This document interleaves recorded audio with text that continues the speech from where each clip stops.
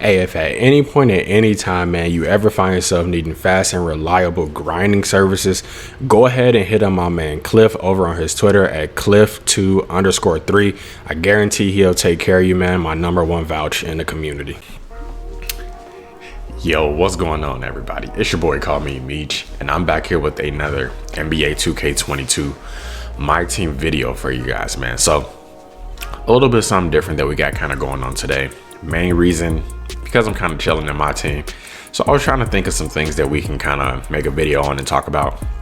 I thought this was probably the perfect thing really to talk about with the time that we're in, and it's all surrounding the 250K tournament and kind of the things that you should be doing, or I guess not should be doing, just some advice for me personally on kind of the things you could be doing in my team right now. So before we go ahead and get into that content, if you are new to the channel, make sure you hit that subscribe button so that way you never miss a new video when we do drop it. Hit the bell notification for all videos as well. And if at any point during this video you do vibe with the channel or you appreciate the advice, whatever the case is, man, go ahead and drop a like, as it does help us get recommended, gets us pushed out into the YouTube algorithm, man. So kind of what we're going to be talking about, like I said, is the 250K tournament.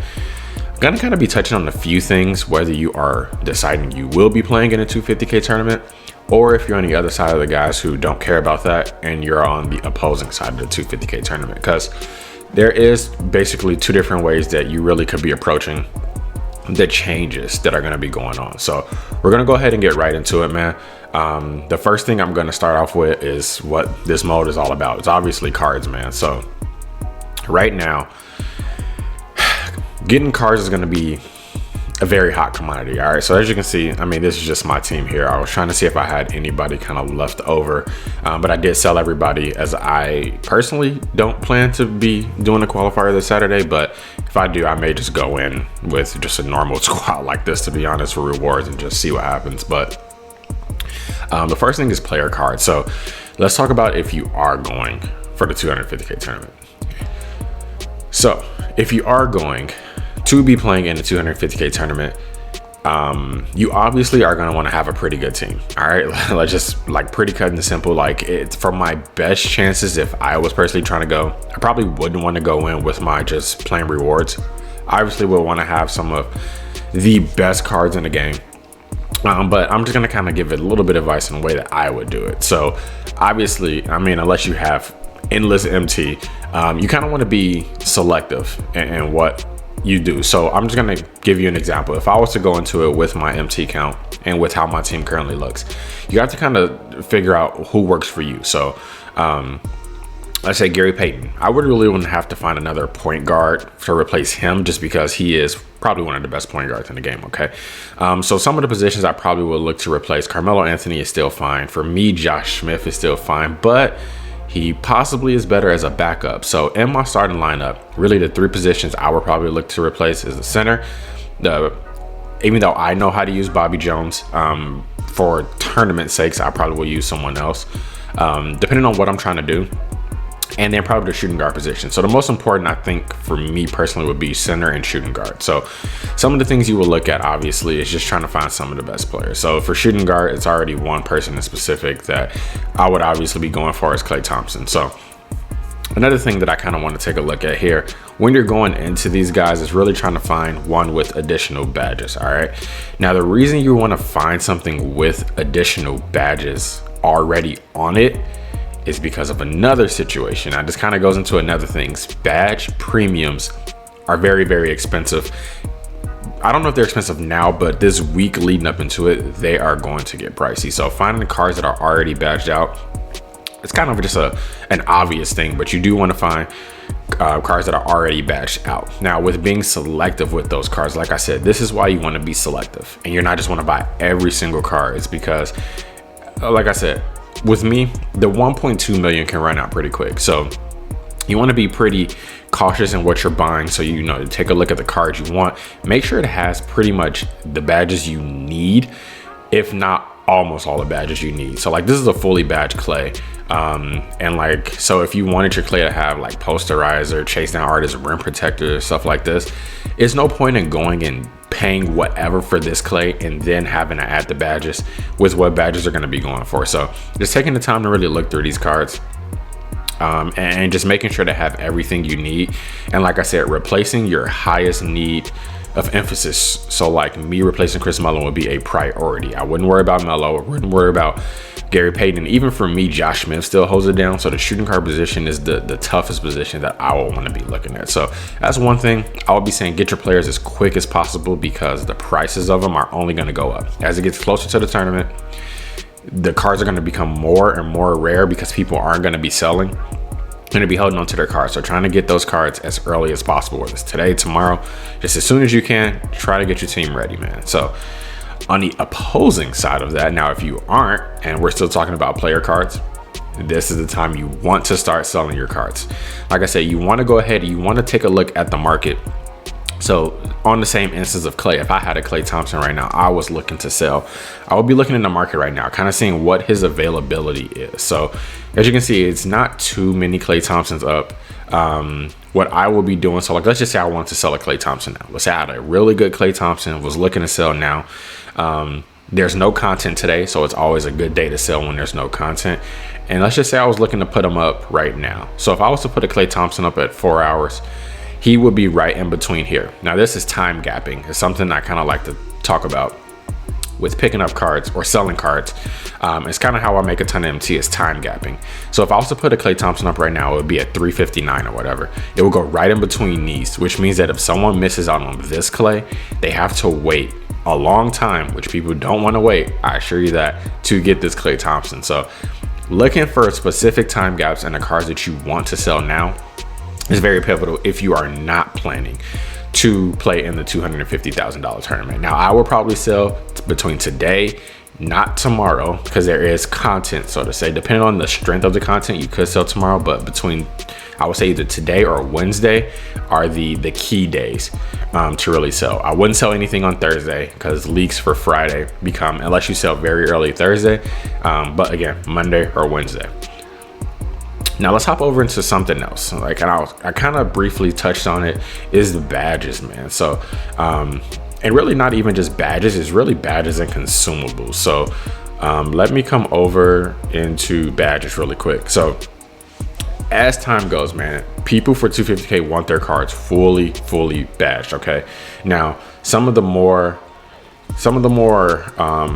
targets that you really should look at, honestly, is silver badges, but really just badges in general, man. Because let's just take, for instance, let me see if I can find, okay, so that's very cheap. Some of the key badges are what you are kind of want to look at. Even things like glue hands, like, I mean, 1500 for glue hands, it's kind of what you want to look at. So if you are really looking to play or not play in a 250K tournament, you're going to want to be paying attention to badges, because if you are playing, you're going to want to get these badges as quick as possible, because the later it gets, like I said, the rarer these are going to become in the auction house, and the prices are just going to jump, especially for key badges such as clamps.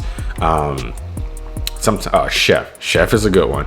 Let me even just check this bronze chef right now. As you can see, look how rare, like, look how fast my scroll bar at the bottom is already moving, and all of these are up for bids.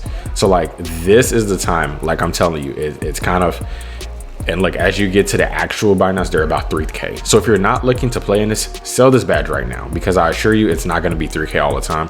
Pretty sure at a point I was seeing these go for under 1,000. All right, so selling these right now, if you aren't going to be in it, looking for key badges such as like Chef, Mismatch Expert, Circus 3s, Hyperdrive, Unpluckable, Clamps, Bullet Passer is even a good one. If you have these badges in your collection, go ahead and start to look to sell those now. If you are looking to actually play in a 250K tournament, I suggest you make sure your cards are fully badged up right now. Like, I mean, immediately, because like I said, these prices are only going to go up more and more. All right. That's two of the pretty kind of like obvious things really with 250K, obviously, is because you need players and you need badges. So those are the things that people are going to pay the most attention to. Now, some of the things that people may overlook are these right here. Okay, these diamond shoe boosts. Now, for 250K, obviously, it really follows the same trend. You want to make sure if you're going to be applying diamond shoes, you want to make sure that you have your shoe boost. So already looking at ball handle, you can get a hefty, I mean, 5,000 for a shoe boost is kind of crazy, especially when you can just do a +3 for a little bit less. But this kind of goes into it. So like I said, if you're looking for +4s, man, go ahead and do your thing. I would just do +3s, to be completely honest with you, because if I could find a ball handle, okay, let's look at a ball handle gold. Like, I mean, 2,750. Look at that. You can get that for 750, and it's one off of the +4 they were looking at that was like 6,000. Just doesn't make sense, but hey, people are paying for them, man. So if you are not looking to be in a 250K tournament, go ahead and go crazy on these, man, because people are just paying whatever for these things. It's just absolutely ridiculous, which even if I am or not, I'm going to be doing it myself, I'm probably just selling all this stuff because it's pretty wild what these prices are. So make sure you're paying attention to these diamond shoe boosts if you do have them. Another kind of like little helpful tip with diamond shoe boosts here, if you go into the exchange, I'm pretty sure there's an hourly shoe boost where you can just go in here, you add 20 of any shoe boost and you get a diamond. So you can get speed with ball, you can get stuff like that, man. You might as well go ahead and just do that, like I said, on an hourly basis, as long as you have some, because it does get you MT. Now switching over to another thing, kind of game wise, I would say, if you are looking to compete in the 250K tournament, today's event, because there is a festival event, today's event is actually returning triple threat online players. So if you pretty much have your whole team, you know, you have your team badged up, you're kind of set, but you don't have the man here, which he's not up here now because the content hasn't changed, but whatever his name is, I'm forgetting, Paul Silas, who's still one of the best cards in the game, man. He will be returning. So if you want to take the time to actually get, or at least attempt, he will be up there along with Rod Strickland. So your chances should be a little bit higher. Now, if you aren't looking to be in the 250K tournament, a great free card for you to go after, especially with a kind of a elevated chance of possibly getting him. So pay attention to that today, man. I don't know how long that event's gonna last, but I do know that it comes through today. So go ahead and look into that, man. Another thing you can look at for free cards that may be helpful for you depending on your playstyle is from the streaks here. I've already done a few, but Mike Conley's still a great kind of budget point guard. You can still kind of use them even in competitive type play, but playing like the unlimited games, the limited obviously it's not here, but that's where we got Bobby Jones from, but you can still do the unlimited for Nikola Vucevic, who is a great stretch big that you can look into, kind of free cards that you can look to maybe put up a couple badges on, and maybe they can compete in your team. So the other thing I kind of want to talk about is just really pretty much centered around the auction house. And like I said, it kind of just depends on your stature in it. So if you're looking to compete in 250K, get those cards as soon as possible. If you're not, maybe look to sell those cards and maybe, you know, rock out with some budget options for the time being.